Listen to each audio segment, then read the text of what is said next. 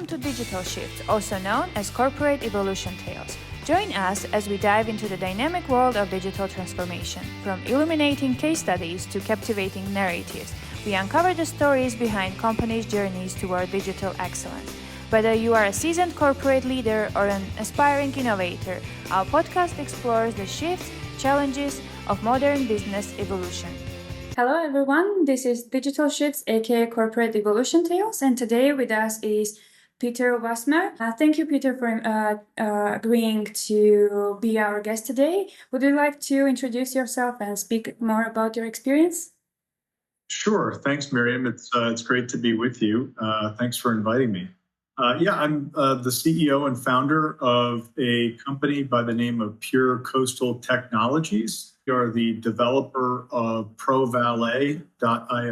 ProValet is a platform that democratizes business process automation for the small and medium-sized service businesses that we have here in the United States.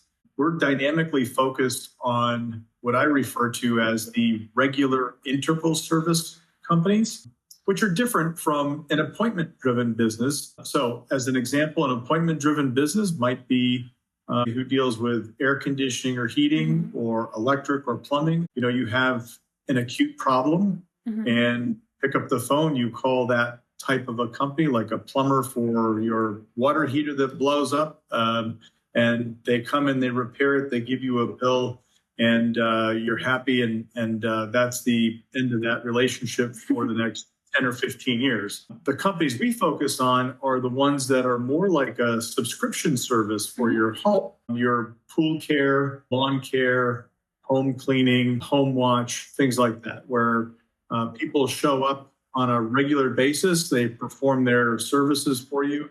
You pay them once a month, whatever that happens to be. That relationship continues on. It's a very different business to manage than the appointment-driven businesses. And so we saw a niche in helping those people really automate their operations. We've developed a platform that allows for them to automate their scheduling, dispatching, automate invoicing, customer payments, and we automate customer communication. So we're a little bit like when somebody signs up for us, they're really getting, I'll call it an Uber on top of their business, because when things happen, there are communications that go back and forth to the customer, and it's been an interesting system build. It's one of several that I've built in my careers, and it's been by far the most rewarding because we really are doing what we get up every morning to do, which is to put more time and money back into people's lives. Well, that's really interesting. I also, as I told you, I also checked your LinkedIn, and you have pretty impressive experience, and I'm sure you have your thoughts on digital transformation. So would you like to share more about, what do you think about digital transformation? Is it something that people just are speaking about, or it's something that is really happening right now with a lot of companies?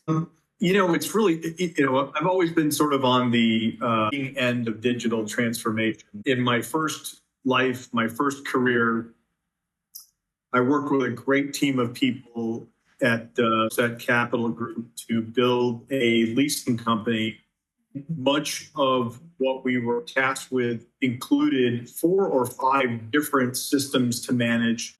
As an example, one transaction would have to be entered into 4 or 5 different systems in order to manage that one transaction. And we built a portfolio that was about, I think it was $650 million when we sold. So it was, that company has continued to go forward. They've really done a great job, and they have added on systems. But when I left, there was a lot of manual sort of components to it, and it was expensive, and it was ripe for a lot of errors. So in the next business that I developed, named Chrome Capital, we decided that I wanted one system. So the digital transformation in that system was, instead of having 4 or 5 different systems to manually enter information, we had one system into which all information would go, and then the functions of that transaction would be hived out automatically to their various component record keeping, basically. And we also automated the front end, which was, a digital transformation for Chrome Capital was taking what was a very manual and paper-centric experience for somebody who wanted to ride a Harley. We developed a system where people could lease a Harley Davidson. A very cool business. We had a lot of fun building it, but the business itself was rife with a lot of manual tasks in order to get somebody to get on the bike and get out the store. The mandate to me as the CEO was, hey, we need to build a system where somebody can come in, make the decision that they want the bike, and then get out the door within 30 minutes. And so we created this automated system, and ultimately that system morphed into state and federally compliant lease documents being automatically generated and delivered to a rider's phone, where they could just simply accept all of the conditions with their thumb, and then they could get on the bike and they could ride. It was a very cool system. And then we also automated we digitized the whole payment system for not only the riders to pay us, but also for us to pay the dealers. So there was a terrific transformation that happened there in terms of how much people appreciated the type of business that we were bringing into that marketplace. So those were some lessons that we continue to build on when we started developing Pro Valet. Pro Valet was really developed out of a personal experience that I had with my pool company. Terrific guys, still service my pool, but the way that we communicated was so archaic and unsatisfactory that I thought, well, there's got to be a different or a better way of doing it. So we started putting together puzzle pieces, and it's taken some time to put the system together in a way that's reliable and does exactly what we want it to do. Boy, I tell you what, the end product is really pretty slick. We're really happy with it. Yeah, that's really great stories. So you mentioned about expensiveness, right? And I think it's something that a lot of people are afraid of when we are speaking about digital transformation, that they are saying is it will be expensive to do digital transformation. But what do you think? Is it that the stuff that we are keeping the way that it is, that is basically a lot of manual work, isn't it more expensive than doing the digital transformation, after which you can see results pretty quickly and basically bring back the money that you're spending on that process? Yeah, I mean, I said this at the beginning. One of the things that as a company we're focused on is how do we put more time and money back into somebody's life? And so we do, so our platform is a SaaS platform. A company can sign up for it and they can start customizing the platform for their business. And, what we found is that the workflows that many companies have that are all full of manual tasks, when they start using our platform, they start to grab, on average, 10 hours per week back into their lives. So my question is, well, how expensive is it not to be digital? Exactly. How expensive is it not to automate your business or your activity levels? We operated for years with the philosophy that if we're going to repeat something more than one time, a day, a week, a month, we should figure out how to automate that. Yes. And the tools are out there. And so I think this is the good news for people, is that it's probably less about expensive to transform business digitally. It's less about how expensive it is. It's more about how expensive is it not to do it, because it's so reasonably priced and your recovery of the investment comes back very quickly these days. It's incredible. So I'm a big advocate of automating life, transforming pencil and paper operations into some sort of system. I think where people get confused, or where they get a little bit fearful, is that they don't know how to start. Yes. They don't really know.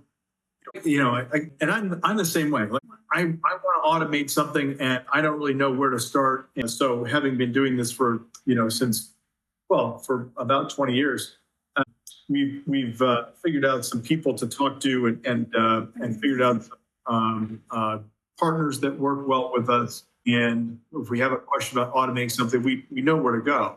I can tell you that there are a number of resources out there to just simply ask the question. And most people who are in the business of helping people automate, they aren't necessarily in the business of selling you something.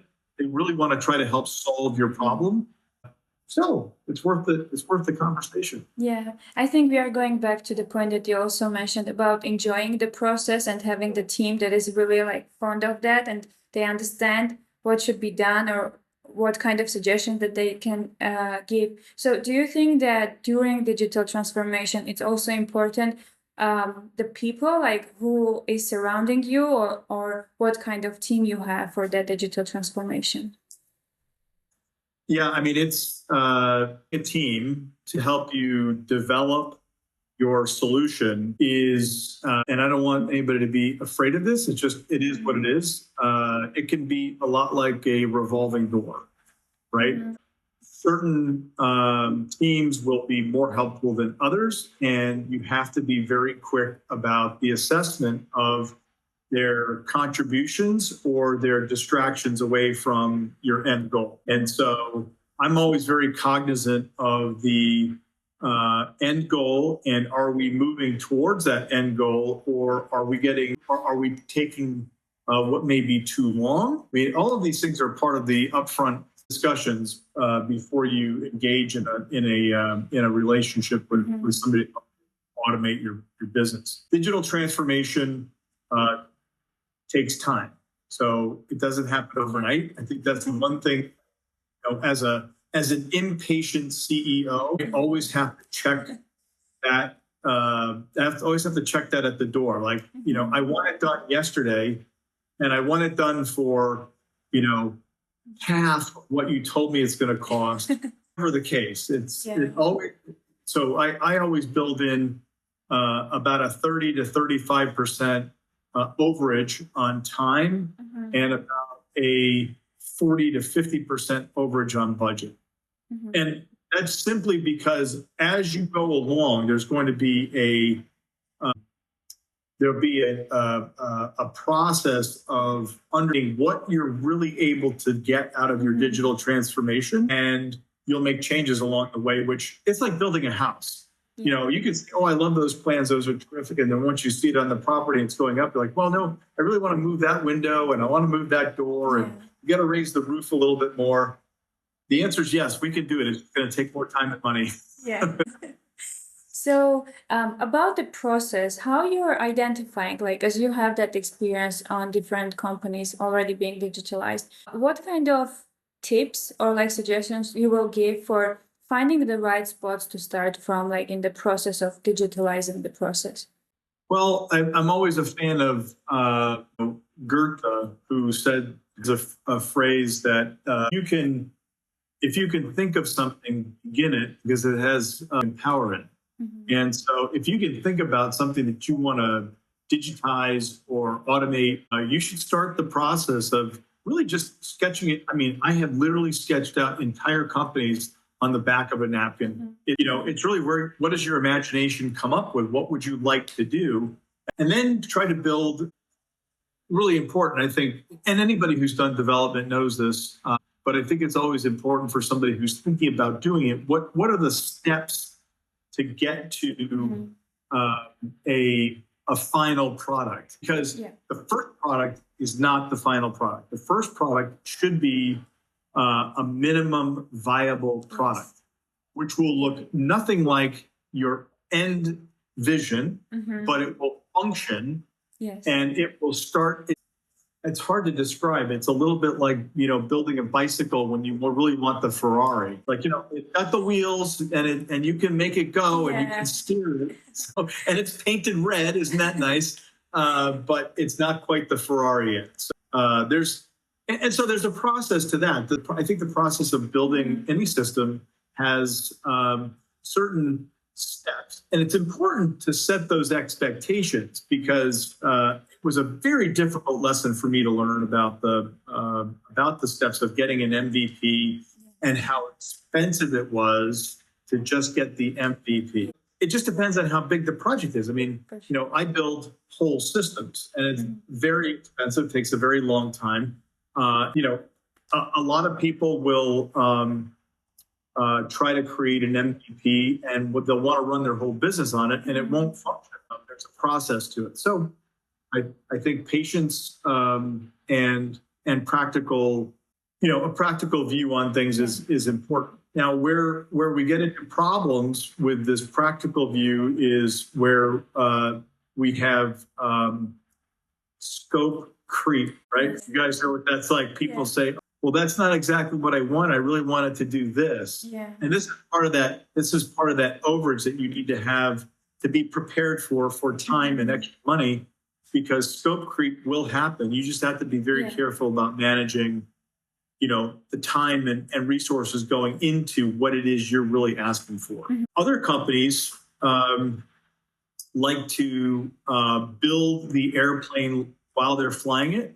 You know, have you ever heard that expression? It can be a little bit bumpy, you know, because they get clients on board and get them in the seat and they're strapped in, and then the next thing you know, they're bailing out with their parachute. They're leaving because the plane is not really flying very well. And I've been through that on every system I've ever brought out. A system, by the way, if you're making it for yourself, that's one thing. If you're digitizing something for somebody else, it's a completely different set of workings, because you'll have people that say, oh, that's a cool idea, and they'll sign up for it. And God love them for doing it, but it's going to break. The second you put it out into the wild, you know, something different will happen. It's amazing what people do. You know, and we did this last year. It was a very painful experience where we put ProValet out into the marketplace. We started signing companies up, and I mean, what people did in it, which we had no idea that they were going to do what they were doing, but it broke stuff the way they were working with it. And we thought, well, we got to fix this. So we had to retrench and rebuild. And then we came to the market this year with foundationally strongest product I've ever come to market with. And we've had some rather good success. We came to market in March. And we've had sort of an exponential growth really in June. Between March 1st, May 31st, we acquired, I think, 10 clients, which no big deal, right? But in June, we acquired another 10. So we are starting to accelerate sales, because what we have is not. So this is another thing about digital transformation. If you're building it for yourself, you know what you want, and you can make those accommodations. If you're building it for somebody else, it's really important to make sure that you're building something that the market wants. So over a 3-year period of time, we spent an awful lot of time in the market finding out what people want. And now we're in the market with a product that was basically, I like to tell people that it was built by the market for the market. So it's something that they know, like, and trust already, because we're not telling them how to run their business. This is something that they already told us that they need. Yeah, exactly. I think related to MVP and how people are tweaking it is like to have two sides of the moon, right? When from client's perspective, when they are saying MVP, they want everything. And that's not like the MVP when you're opening the abbreviation is minimal, right? But for them, it's like, okay, I'm paying already a lot. So why I'm getting minimal when I can get basically everything I want? And I think for companies like yours and mine, there is this thing that when you should have such a good communication skills to be able to kind of like develop the understanding also from client side, when they are clearly understanding what is MVP and what they should expect, and why we are actually suggesting to have basically like not all 10 features, but just 5 to see if it's even working, as you mentioned, like, because when you are putting it on market, there is no 100% guarantee that it will work as you are expecting, right? Because at the end of the day, we are all human beings, and we can use the product the way that we want. It's not the way that you thought that we will. Right. So I think that's very good point, actually, how that we should have good communication and being able to understand the MVP from both sides. and actually try to have that MVP before even having the whole product, just to understand, is this working? Even specifically with digital transformation and digitalizing, it's such an important thing to understand that you're on the right direction, because sometimes you think, okay, I will automate everything. But at the end of the day, it's like not everything should be automated, but it's more about the right things to be automated. So you have kind of like the spots that really were needed to be automated in order to have that good digital transformation, so people can get used to it and be able to use the platform or any tool that you are automating. One of the things to be conscious of, if I were talking to somebody about building them a system, I would be very clear about the expectations and make sure that somebody really lower expectations. I mean, and the problem is that as the creator or as the developer or as the person coming up with the idea, the brain loves new ideas. And when you start to grow your product in your head, your body releases an enormous number of brain chemicals, and you can really get completely stoned on how cool this thing is going to be. And you build this picture in your head, and you're listening to your team, your development team, tell you, this is what we're going to build. And the only thing you can do is keep layering on all of these features that you have in your head. And so that becomes your picture for what the MVP is supposed to look like. And I'm speaking from personal experience, right? I have a terrible weakness for letting my imagination run wild. And I also had the experience of knowing that allowing that to happen is not only expensive, but it can be catastrophic to the production of the business or the solution that you're really trying to get to. So there's a lot of discipline attached to being a business partner with somebody and keeping their expectations set properly every single meeting. And so I'm with you. Let's focus on 3 to 5 features and make sure that they work right? And then we can start building off of those.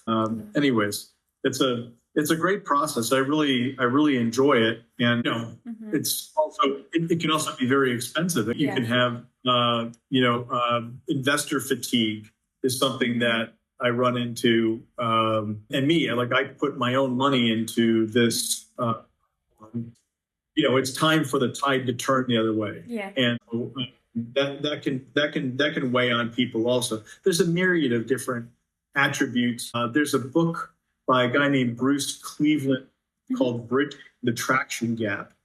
And it's a terrific book that talks about, what it's like to actually build a SaaS platform and the 4 pillars that you have to continually manage to make sure that they're all kind of moving down the track at the same sort of pace. You've got your team, you've got your systems, you've got revenue, and you've got team, systems, revenue, and I think process or something like that. I can't remember what the 4th one is right now. Anyways, I suggest everyone to look for that book and read it. Definitely. Bruce Cleveland, The Traction Gap. It's a terrific book. Awesome. Little plug for Bruce. And so what do you think about trends and technologies based on your experience? Is it important to follow new stuff, or it's all about whatever we are used to or we already learned, or in what we are strong, that's something that we should use? Or is still you should be up to date with technologies and trends that there are in the world? My philosophy is, it could be like in Armenia, it could be like in Italy. Concrete is a pretty good material to use for building. If you have a partner who understands what your requirements are and they know a specific work to use based upon your needs, and they suggest that, it's probably a good idea to go with it. I have a passion for Ruby on Rails. Today, that seems to be somewhat of an older architecture. When you look at companies like Shopify that are built on Ruby on Rails, you think, well, there's something to it. It's a very good platform. So I stick with that. The latest and greatest is not necessarily the best. I find, in fact, I learned that in my leasing days when I was leasing equipment, I was leasing computer equipment.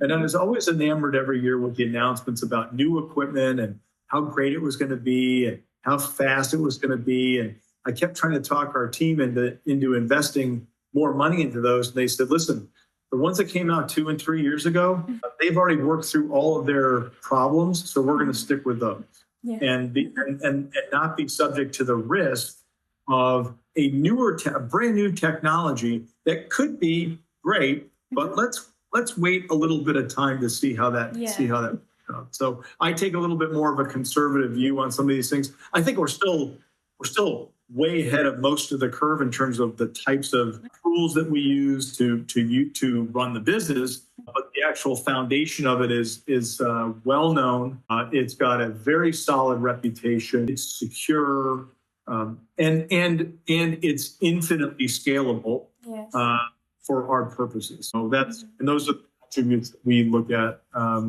when we're building a system. What are your thoughts on AI? I think it's a common question maybe that you are getting. Should we be afraid of AI for digital transformation, or we can use it in the process of digital transformation? I think, so I'm going to sound like a lot of the people that you probably read about who are somewhat skeptical about the ultimate results that we'll get with AI. Right now, it's terribly exciting to use AI, and we use it regularly, and we press the hell out of time. Excuse my language, but I mean, we get projects done in literally seconds that would have taken hours or days. And so I'm a big fan. I'm admittedly lazy, right? So if I can use a tool to help compress things, I will. It doesn't mean that it's perfect when it comes out, by the way, which is a testament to any computer system, like how things are. I'll use OpenAI, ChatGPT regularly to help write different things, emails, different letters, different plans for the business.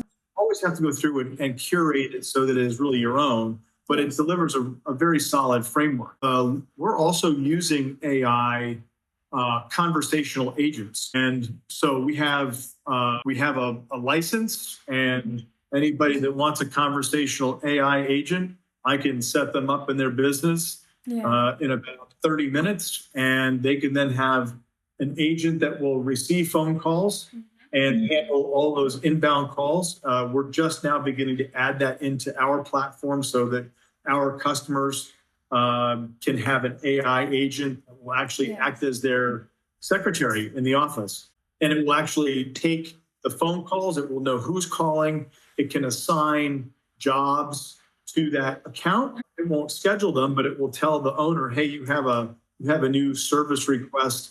He can then take it and assign it. So we don't have to pay for somebody sitting at an office desk answering phones. Somebody could be sitting at a desk actually doing work that makes money for the business and allow those inbound calls to happen naturally or unnaturally to the AI agent. Functionally, it's really terrific. And we also use them as outbound agents to try to make appointments to do demos for Pro Valet. That side of it, the jury is still out on how well that's going to do. We've had some success, but we need to kind of the market that we're going after isn't. I don't think they're quite ready for that approach, but we're trying it. So our exposure to AI is in the conversational agent side. It's on the ChatGPT side. We also use it in our communications internally, where, as an example, when we use Zoom, we have the AI agent that runs back.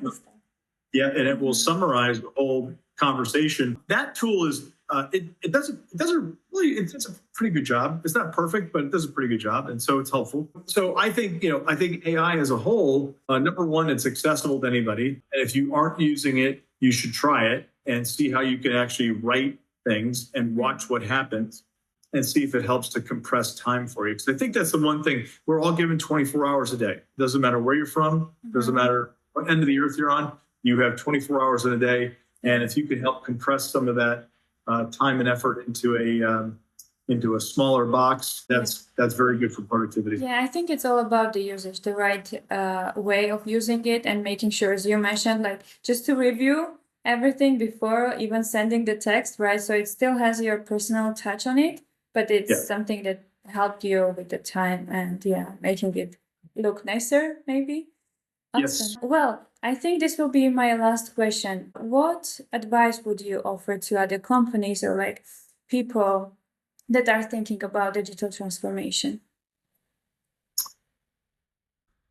Well, I don't know. I guess it depends on the definition of digital transformation. My interpretation of digital transformation is I'm moving from doing manual tasks with a pencil and a piece of paper or an Excel spreadsheet, and I want to automate some of my life. That's my impression of digital transformation. And so if somebody is seeking to move in that direction, well, I think it just depends on what their objective is. If they're looking to automate some of their functionality in their business, their operations, there are plenty of systems out there that can help with that. And I would take a good look at 2, 3, 4 different systems. I would get demos. If it's a specific task that their company, that a business owner is looking to employ, if he's looking to transform how he's running his business and his own functions. So I think talking to a developer about, what does that really mean, and helping to go through coping exercise. What is it? Look, I've worked with a lot of different developers, and I can say, hey, this is what I want. And then in the conversation, I don't know what is about developers, but they are super smart, and they just are able to pick apart, the logic and what have you. And so typically in one of those conversations, the scope of what I thought I wanted will be really much better organized in a way that lets you think, maybe is this something that I should do, or maybe I shouldn't do. So I would say, just if you have a question about transforming your company or functions within your company and digitizing them or automating them, I mean, there's plenty of great talent out there ready, willing, and able to give you advice about how to do it. So I'd say call some people. That's where I would start. Agree. Definitely, it's all about, again, like discussing stuff, and specifically when you are not experienced in this field, I think it's a great point to bring that you should discuss it with people that know about the process and about automation, as you mentioned. And by listening to their opinion and the experience that they already have, I think you can at least find the right path, like what kind of company you need, or like what kind of changes there should be. And I think this kind of podcasts are also helping. So you are basically like listening different experiences, and you are getting the imagination of what steps you should take, right? Exactly. Awesome. Any last words, Peter, from your side? Anything you would like to mention? I would just say that if anybody's thinking about digital transformation, it's as easy as picking up the phone or doing an internet search and then getting on the phone and having that conversation. I'd say, go for it, do it. Awesome. Agree. Well said. Well, thank you so much for being our guest today, and have a great day.